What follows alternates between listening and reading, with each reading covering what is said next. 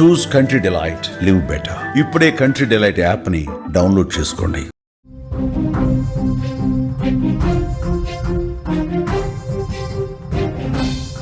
H1B వీసాలపై పనిచేస్తున్న ఉద్యోగులకు ఊరట కలిగింది. కొత్త అప్లికేషన్లకు మాత్రమే $1,00,000 ఫీజు. ఇప్పటికే H1B వీసా హోల్డర్లు ఎప్పుడైనా రావచ్చని చెప్పి వచ్చింది ఇన్ఫర్మేషన్. 2026 నుంచి ఇచ్చే H1B వీసాలకే కొత్త ఛార్జీలు ప్రస్తుత వీసాదారులకు రెన్యువల్కు వర్తించదని క్లారిటీ చేశారు. అమెరికా బయట ఉన్న వాళ్ళు టెన్షన్ పడొద్దని, కొత్త వీసాదారులకు మాత్రమే ఈ రూల్ వర్తిస్తుందని ప్రకటన వచ్చింది. డొనాల్డ్ ట్రంప్ దెబ్బకు దిగొచ్చాడు. డొనాల్డ్ ట్రంప్ తను ఏదైతే ఇబ్బంది పెడదామనుకున్నాడో దాని పర్యవసనాలు తెలిసొచ్చి ఒక్క దెబ్బకు కిందకి దిగొచ్చిన పరిస్థితుంది. H1B వీసాల విషయంలో నెలకొన్న గందరగోళంపై అమెరికా వైట్ హౌస్ క్లారిటీ చేసింది. అమెరికాలో ఉద్యోగం చేయాలి అనుకునే వారికి ఇచ్చే H1B వీసాల రుసుమును ఆ దేశ అధ్యక్షుడు డొనాల్డ్ ట్రంప్ $1,00,000కు పెంచడం ప్రపంచవ్యాప్తంగా పెను సంచలనమే సృష్టించింది. ట్రంప్ నిర్ణయం ఎంతోమంది ఉద్యోగార్థులపై ప్రభావం పడనుందని నిపుణులు భావిస్తున్నారు. మరోవైపు తక్షణం యుఎస్కు వచ్చేయాలంటూ అక్కడి టెక్ కంపెనీలు తమ ఉద్యోగులకు ఈమెయిల్స్ కూడా పంపించాయి. ఈ గందరగోళం నేపథ్యంలో ట్రంప్ తీసుకొచ్చిన నిబంధనపై White House press secretary Karoline Leavitt X వేదికగా స్పష్టత ఇచ్చారు. H1B వీసాపై విధించిన $1,00,000 రుసుము ఏదైతే ఉందో అది వార్షిక ఫీజు కాదు అని చాలా స్పష్టంగా చెప్పారు. వన్ టైం ఫీజుగా దాన్ని చెప్పారు, వార్షిక ఫీజు కాదు అని కూడా చాలా స్పష్టంగా చెప్పిన పరిస్థితుంది. ఇప్పటికే ఈ వీసా కలిగి ఉండి అమెరికా బయట ఉన్నవారు భయపడాల్సిన అవసరం లేదని, వారిపై ఈ $1,00,000 రుసుము విధించబోమని చెప్పారు. వాళ్ళంతా ఎప్పట్లాగే అమెరికా నుంచి బయటకు వెళ్ళి తిరిగి రావచ్చని, కొత్త నిబంధన వారికి అసలు వర్తించదని చెప్పారు.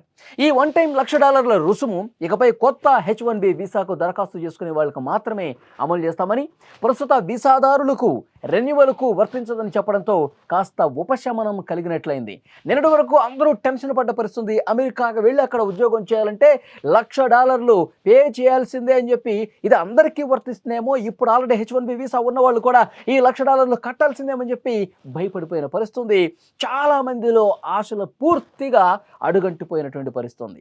కానీ ఇప్పుడు పరిస్థితి మారిపోయింది. ఎందుకంటే అమెరికాలో కూడా కొంత వ్యతిరేకత వచ్చిన పరిస్థితుంది. టెక్ కంపెనీలు కూడా ఈ నిర్ణయాన్ని తీవ్రంగా వ్యతిరేకిస్తూ ఇంకా పూర్తి స్థాయిలో నిబంధనలు వచ్చిన తర్వాత ఇంకా డొనాల్డ్ ట్రంప్ మనసులో ఏముందో పూర్తి స్థాయి నిబంధనలు మనకి తెలియలేదు, అవి బయటకు వచ్చిన తర్వాత రెస్పాండ్ అవుదామని చెప్పి అనుకున్నారు. కొంత గందరగోళం నెలకొంది. ప్రపంచం మొత్తం కూడా ఒక్కసారిగా ఈ డెసిషన్తో షాక్ అయిపోయిన పరిస్థితుంది. ఇప్పుడు దానికి ఇంకొంత క్లారిటీ ఇచ్చే ప్రయత్నం చేశారు. ఇప్పుడు H1B వీసాలు ఎవరైతే కలిగి ఉన్నారో వాళ్ళకి ఎట్టి పరిస్థితుల్లో ఇది వర్తించబోదు. ఎవరైతే కొత్తగా దరఖాస్తు చేసుకుంటారో సెప్టెంబర్ 22 నుంచి ఇది అమల్లోకి వస్తుంది. కొత్త దరఖాస్తుదారులకు మాత్రమే ఇది వర్తిస్తుందని చెప్పడంతో ఊపిరి పీల్చుకునే పరిస్థితుంది. ఇక H1B వీసా పొందిన వాళ్ళు భారతదేశానికి చెందిన వారు అత్యధికంగా ఉన్నారు. దాదాపు 71% మంది ఉన్నారు. తాజా వివరాల ప్రకారం భారతదేశానికి చెందిన వారు 2,32,974 మంది ఉండగా, చైనా దేశానికి చెందిన వారు 51,787 మంది ఉన్నారు. ఆ తర్వాతి స్థానంలో కెనడా దేశానికి చెందిన వారు 9,423 మంది ఉన్నారు. దక్షిణ Korea 4,800, Mexico 3,646, Nepal 2,629, Brazil 2,567, Pakistan 2,551, Philippines దేశం నుంచి 2,460 మంది ఉన్నారు. ఇప్పటి వరకు అన్ని రకాల ఫీజులు కలిపితే H1Bకి చెల్లించేది $1,500 అంటే 1.32 లక్షలు మాత్రమే. ఇప్పుడు తాజాగా డొనాల్డ్ ట్రంప్ తీసుకున్న నిర్ణయం వల్ల ఇక నుంచి H1B వీసాకు దరఖాస్తు చేసుకునేవారు $1,00,000 వన్ టైం ఫీజుగా చెల్లించాల్సిన పరిస్థితుంది. అంటే దాదాపు 88 లక్షల రూపాయల వరకు ఈ వన్ టైం ఫీజుగా చెల్లించాల్సిన పరిస్థితుంది. డొనాల్డ్ ట్రంప్ ఎందుకని తీసుకొచ్చాడు, ఏం చెప్తా ఉన్నాడు, గొప్ప ఉద్యోగుల కోసమే, బాగా స్కిల్డ్ ఉన్నటువంటి ఉద్యోగుల కోసమే మేము ఈ విధంగా తీసుకురావాల్సిన పరిస్థితి ఉందని చెప్పి పైకి చెప్తా ఉన్నాడు. కానీ చాలామందికి ఏమర్థమవుతుందంటే డొనాల్డ్ ట్రంప్ ఈ రకమైనటువంటి నిర్ణయం తీసుకోవడానికి భారతదేశం మీద ఒక ద్వేషపూరిత భావంతో భారతదేశం మీద ఒక అసూయతో, ఒక కక్షతో, ఒక ప్రతీకారంతో ఇలాంటివి చేస్తూ ఉన్నాడు. ఎందుకంటే గతంలో గత కొన్ని రోజుల నుంచి ట్రంప్ వ్యవహార శైలి భారత్ పట్ల ఏ విధంగా ఉందో చాలా స్పష్టంగా అర్థమవుతుంది. ఇక్కడ ఇంతకుముందు నేను మీకు చెప్పినట్టు 78% మంది H1B వీసా కలిగి ఉన్న వాళ్ళలో 78% భారతీయులు ఉన్నారు. అంటే తర్వాత స్థానంలో చైనా వాళ్ళు ఉన్నారు. భారత్ చైనాని ఇబ్బంది పెట్టడం కోసమే డొనాల్డ్ ట్రంప్ దీన్ని తీసుకొచ్చాడు అని పెద్ద స్థాయిలో చర్చ జరిగింది.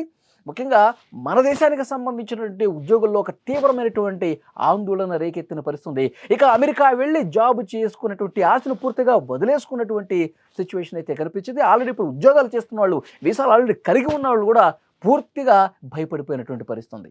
డొనాల్డ్ ట్రంప్కి దాని పర్యవసనాలు ఏ విధంగా ఉంటాయో చాలా స్పష్టంగా అర్థమైనట్టుంది. అందుకే వెంటనే యూటర్న్ తీసుకున్నటువంటి పరిస్థితుంది. ఇది కేవలం ఇక మీదట ఎవరైతే రెన్యువల్ చేసుకుంటారో, ఇక మీదట ఎవరైతే కొత్తగా దరఖాస్తులు తీసుకుంటారో వాళ్లకు మాత్రమే అని చెప్పి మళ్ళీ యూటర్న్ తీసుకోవడానికి కారణం, భారత్ని ఇబ్బంది పెడితే అమెరికా అంతకు రెట్టింపు స్థాయిలో ఇబ్బంది పడుతుంది అని చెప్పి ఆయన గ్రహించాడు. కాబట్టి వెంటనే ఈ డెసిషన్ తీసుకున్నాడని కూడా చాలా స్పష్టంగా అర్థమవుతుంది. గత కొన్ని రోజుల నుంచి భారత్ పట్ల ఆయన మొండి వైఖరి ఏ విధంగా ఉందో అర్థమవుతుంది. భారత్ పాకిస్తాన్ యుద్ధం జరిగినప్పుడు యుద్ధాన్ని నేనే ఆపాను అని అబద్ధాలు చెప్పాడు. 4-5 సార్లు చెప్పాడు. మన ప్రధాని మోదీ గారు ఫోన్ చేసి ఈ విషయంలో మీరు కలగజేసుకోవద్దు, ఈ 2 దేశాల సైనిక ప్రతినిధులే యుద్ధాన్ని ఆపేసే అంటే ఆయన యుగో హట్ అయిపోయింది. సరే మీరే యుద్ధం ఆపేసుకున్నారని చెప్పి చెప్పాల్సినటువంటి పరిస్థితి ఏర్పడింది. అక్కడ యుగో హట్ అయింది. తర్వాత రష్యా యుక్రెయిన్ యుద్ధం విషయంలో మనం రష్యా నుంచి చమురుకుంటున్నామనే ఉద్దేశంతో రష్యా యుక్రెయిన్ యుద్ధానికి పరోక్షంగా భారతే కారణం అని చెప్పి మన మీద సుంకాలు విధించిన పరిస్థితుంది. అక్కడ మనం చెప్పినా వినట్లేదని అక్కడ యుగో హట్ అయినటువంటి పరిస్థితుంది. ఇలా ఒకదాని తర్వాత ఒకటి డొనాల్డ్ ట్రంప్ మన మీద కోపాన్ని పెంచుకొని భారత్ను మళ్ళీ మనం ఏ విధంగా ఇబ్బంది పెట్టాలి. మొన్న కూడా డ్రగ్స్ విషయంలో కూడా ప్రస్తావన తీసుకొచ్చాడు కదా. భారత్ వల్లే అమెరికాలోకి డ్రగ్స్ వస్తామని, ఆ జాబితాలో భారతదేశం ఉంది అని మంది ఒక డ్రగ్స్ దేశంగా ప్రొజెక్ట్ చేసే ప్రయత్నం చేశాడు. అంటే ప్రతి విషయంలో ఎక్కడ భారత్ని బద్నాం చేయాలి, ఎక్కడ భారత్ని ఇబ్బంది పెట్టాలి, భారత్లో ఉన్నటువంటి ఇక్కడికి వచ్చి పనిచేసే వాళ్ళ ఉద్యోగుల్ని ఏ విధంగా ఇబ్బంది పెట్టాలంటే భారత్ని తన ట్రాప్లోకి తీసుకురావడానికి, మోదీని తన దారిలోకి తెచ్చుకునేందుకు సర్వశక్తులు పన్నుతున్నట్టుగా కనిపిస్తోంది. కానీ మోడీ మాత్రం చాలా స్పష్టంగా చెప్తున్నారు, ట్రంప్ నువ్వు ఎలాంటి నిర్ణయాలని తీసుకో, భారత్ ఇబ్బంది పెట్టాలని చెప్పి నువ్వు మనసులో బాగా ఉంది, నువ్వు ఏం చేసుకుంటావో చేసుకో, మేము మాత్రం వెనక్కి తగ్గం, కాలు వెనక్కి తిప్పం, ఇష్టం వచ్చింది చేసుకో అన్నట్టుగా ప్రధాని మోదీ ఖరాఖండిగా చెప్పిన పరిస్థితి. అలాంటి సంకేతాలు ఆయన ఇస్తూ ఉన్నారు. నిన్న కూడా మోదీ గారు చాలా స్పష్టంగా చెప్పారు, భారత ప్రధాని మనం విదేశాల మీద ఆధారపడుతున్నాం, అదే అసలు శత్రువు అని చెప్పి ఆయన మాట్లాడిన పరిస్థితుంది దాన్ని ఉద్దేశించి.